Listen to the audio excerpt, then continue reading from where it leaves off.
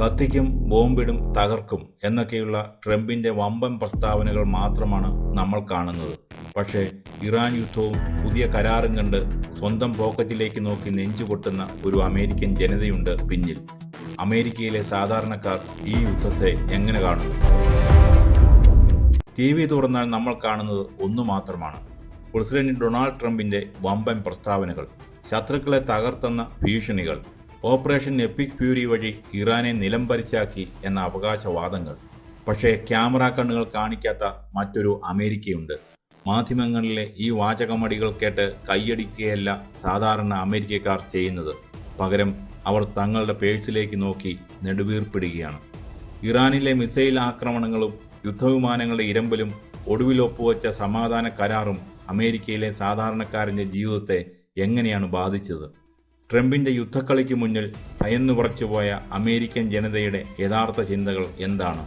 ഈ മാസം 17-നാണ് അമേരിക്കയും ഇറാനും തമ്മിൽ ഒരു നിർണായക സമാധാന കരാർ ഒപ്പിട്ടത്. യുദ്ധം അവസാനിപ്പിക്കാനും ഹോർമൂസ് കടലിടുക്ക് പൂർണ്ണമായും തുറന്നുകൊടുക്കാനും ധാരണയായി. ഇറാന്റെ ആണവ പദ്ധതികൾ പൂർണ്ണമായും നിർത്തലാക്കുമെന്നാണ് ട്രംപ് ഭരണകൂടം പറയുന്നത്. പക്ഷേ ഈ കരാറിനെ അമേരിക്കൻ ജനത ഒരു വലിയ വിജയമായി കാണുന്നില്ലെന്നാണ് സർവേ ഫലങ്ങളുടെ റിപ്പോർട്ടുകൾ സൂചിപ്പിക്കുന്നത്. പ്രമുഖ ഏജൻസികൾ നടത്തിയ സർവേ ഫലങ്ങൾ പുറത്തുവരുമ്പോൾ ട്രംപിൻ്റെ ജനപ്രീതിക്ക് വലിയ ഇടിവാണ് സംഭവിച്ചിരിക്കുന്നത്. സമീപകാലത്ത് പുറത്തുവന്ന ഗ്യാലപ്പ് സർവേ പ്രകാരം വെറും 34% അമേരിക്കക്കാർ മാത്രമാണ് ഇറാനെതിരെയുള്ള സൈനിക നീക്കത്തെ അനുകൂലിച്ചത്. കഴിഞ്ഞ 4 പതിറ്റാണ്ടിനിടയിൽ അമേരിക്ക പങ്കെടുത്ത യുദ്ധങ്ങളിൽ വച്ച് ഏറ്റവും കുറഞ്ഞ ജനപിന്തുണയുള്ള യുദ്ധമാണിത്. 2003-ലെ ഇറാഖ് യുദ്ധത്തിന് തുടക്കത്തിൽ 76% പിന്തുണയുണ്ടായിരുന്ന സ്ഥാനത്താണിത്. തൊട്ടടുത്തായി പുറത്തുവന്ന ഇക്കണോമിസ്റ്റ് യൂഗോവ് സർവേ അമേരിക്കയിലെ രാഷ്ട്രീയ ഭിന്നത വ്യക്തമാക്കുന്നുണ്ട്. 53% അമേരിക്കക്കാരും ഈ യുദ്ധത്തെ പൂർണ്ണമായി എതിർത്തു. അതിൽ 84% ഡെമോക്രാറ്റിക് പാർട്ടി അനുഭാവികളും യുദ്ധത്തിന് എതിരായിരുന്നു.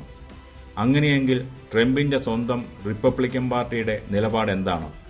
അവർക്കിടയിലും ഭിന്നത രൂക്ഷമാണ്. തീവ്ര ട്രംപ് അനുഭാവികളായ മാഗ, അതായത് മേക്ക് അമേരിക്ക ഗ്രേറ്റ് അഗെയിൻ റിപ്പബ്ലിക്കന്മാരിൽ 77% പേർ യുദ്ധത്തെ പിന്തുണച്ചപ്പോൾ സാധാരണ റിപ്പബ്ലിക്കന്മാരിൽ പകുതിയോളം പേർ, അതായത് 34% യുദ്ധത്തിന് എതിരായിരുന്നു. ഇറാനിലേക്ക് അമേരിക്കൻ കാലാൾപ്പടയെ അയക്കുന്നതിനെ 15% ആളുകൾ മാത്രമാണ് അനുകൂലിച്ചത്. അതായത് ട്രംപിൻ്റെ ഭീഷണികൾ സ്വന്തം പാർട്ടിയിലെ ഭൂരിപക്ഷത്തിന് പോലും ദഹിച്ചിട്ടില്ല. അമേരിക്കക്കാർക്ക് യുദ്ധങ്ങളോട് ഇത്രയും വിമുഖത വരാൻ പ്രധാന കാരണം പണം തന്നെയാണ്. യുദ്ധം ഒരു രാജ്യത്തിൻ്റെ സമ്പദ് വ്യവസ്ഥയെ എങ്ങനെ തകർക്കുമെന്ന് അവർക്ക് നന്നായി അറിയാം. Chicago council on global affairs നടത്തിയ പഠനത്തിൽ പങ്കെടുത്ത 86% അമേരിക്കക്കാരും പറഞ്ഞത് ഇറാൻ യുദ്ധം തങ്ങളുടെ നിത്യജീവിത ചെലവ് അസഹനീയമാം വിധം വർദ്ധിപ്പിച്ചു എന്നാണ്. യുദ്ധം തുടങ്ങിയതോടെ പെട്രോൾ, ഡീസൽ വില കുതിച്ചുയർന്നു. വിലക്കയറ്റം കാരണം സാധാരണക്കാരൻ്റെ ജീവിതം ദുസ്സഹമായി. ഇതിന് തൊട്ടുപിന്നാലെയാണ് പെൻറ്റഗൺ ഇറാൻ യുദ്ധ ചെലവുകൾക്കായി കോൺഗ്രസിനോട് $80 ബില്യൺ ഭീമമായ പാക്കേജ് ആവശ്യപ്പെട്ടത്. ഈ വാർത്ത വന്നതോടെ ജനങ്ങൾ കൂടുതൽ അസംതൃപ്തരായി. സ്വന്തം ജനങ്ങൾക്കായി ഉപയോഗിക്കേണ്ട കോടിക്കണക്കിന് ഡോളർ മിഡിൽ ഈസ്റ്റിൽ കൊണ്ടുപോയി ബോംബുകളായി വർഷിക്കുന്നതിനോട് അമേരിക്കക്കാർക്ക് ഒട്ടും യോജിപ്പില്ല. ജനവികാരം ശക്തമായതോടെ അമേരിക്കൻ കോൺഗ്രസിലും സെനറ്റിലും നാടകീയ നീക്കങ്ങൾ നടന്നു. പ്രസിഡന്റിന്റെ യുദ്ധം ചെയ്യാനുള്ള അധികാരത്തെ നിയന്ത്രിക്കുന്ന വാർ പവേഴ്സ് റെസൊല്യൂഷൻ ചർച്ചയായി. റിപ്പബ്ലിക്കൻ പാർട്ടിയിലെ തന്നെ പ്രമുഖ സെനറ്ററായ റാൻഡ് പോളിനെ പോലെയുള്ളവർ യുദ്ധവിരുദ്ധ ബില്ലുകളെ പിന്തുണച്ചു. ട്രംപിൻ്റെ ഏകപക്ഷീയമായ സൈനിക നീക്കങ്ങൾ അമേരിക്കൻ ഭരണഘടനയുടെ ലംഘനമാണെന്ന് കോൺഗ്രസിലെ ഭൂരിപക്ഷവും വിശ്വസിക്കുന്നു. ചുരുക്കത്തിൽ ട്രംപിന് സ്വന്തം പാർലമെന്റിൽ നിന്ന് പോലും കടുത്ത പ്രതിരോധമാണ് നേരിടേണ്ടി വന്നത്. ഇപ്പോൾ യുദ്ധം അവസാനിച്ചു, കരാറായി. ഇതിനെ ജനങ്ങൾ എങ്ങനെ കാണുന്നുവെന്ന് നോക്കാം. യൂഗോവ് പോൾ അനുസരിച്ച് 70% അമേരിക്കക്കാരും ആഗ്രഹിച്ചത് എത്രയും പെട്ടെന്ന് ഒരു കരാറിലെത്തി യുദ്ധം അവസാനിപ്പിക്കണമെന്നാണ്. കാരണം അവർക്ക് സമാധാനം വേണമായിരുന്നു.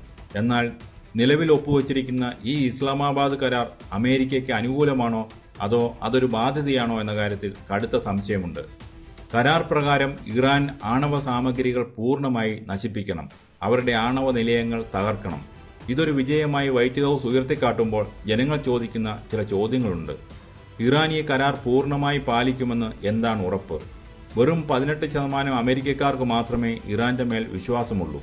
വർഷങ്ങളായി ഉപരോധം കാരണം നഷ്ടം സഹിച്ച ഇറാന് നാളെ അമേരിക്ക വൻ സാമ്പത്തിക സഹായം നൽകേണ്ടി വരുമോ എന്ന ഉത്കണ്ഠ അമേരിക്കൻ ജനതയ്ക്കുണ്ട്. ഈ യുദ്ധം വഴി തകർന്ന അമേരിക്കയുടെ അന്താരാഷ്ട്ര പ്രതിച്ഛായ എങ്ങനെ വീണ്ടെടുക്കും? സർവേയിൽ പങ്കെടുത്ത 72% പേരും കരുതുന്നത് ഈ യുദ്ധം അമേരിക്കയുടെ അന്തസ്സ് ലോകത്തിന് മുന്നിൽ കളങ്കപ്പെടുത്തി എന്നാണ്.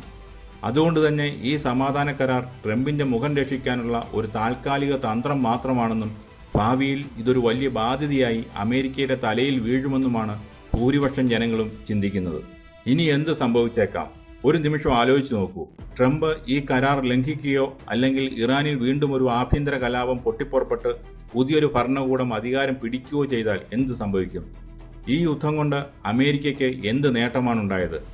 ആയിരക്കണക്കിന് കോടി ഡോളറിൻ്റെ ബാധ്യത, സാധാരണക്കാരൻ്റെ പോക്കറ്റ് ചോർത്തുന്ന വിലക്കയറ്റം, സ്വന്തം ജനതയുടെ കടുത്ത എതിർപ്പ്. ട്രംപിൻ്റെ വമ്പൻ പ്രസംഗങ്ങൾക്കപ്പുറം അമേരിക്കയിലെ ജനങ്ങളുടെ ഈ വിയോജിപ്പുകൾ അധികം പുറത്തേക്ക് വരുന്നില്ല. വരാനിരിക്കുന്ന തെരഞ്ഞെടുപ്പുകളിൽ ഈ ജനവികാരം ട്രംപിനും റിപ്പബ്ലിക്കൻ പാർട്ടിക്കും വലിയ തിരിച്ചടിയാകാൻ സാധ്യതയുണ്ട്. യുദ്ധങ്ങൾ രാജ്യങ്ങളെ തകർക്കുകയുള്ളൂ എന്ന് അമേരിക്കൻ ജനത വീണ്ടും തിരിച്ചറിയുന്നു. വിയറ്റ്നാമും ഇറാഖും അഫ്ഗാനിസ്ഥാനും പഠിപ്പിച്ച പാഠങ്ങൾ അവർ മറന്നിട്ടില്ല. അതുകൊണ്ട് തന്നെയാണ് വൈറ്റ് ഹൗസിലെ യുദ്ധ പ്രഖ്യാപനങ്ങളെക്കാൾ അവർ തെരുവുകളിലെ സമാധാന പ്രാർത്ഥനകൾക്ക് വില കൽപ്പിക്കുന്നത്.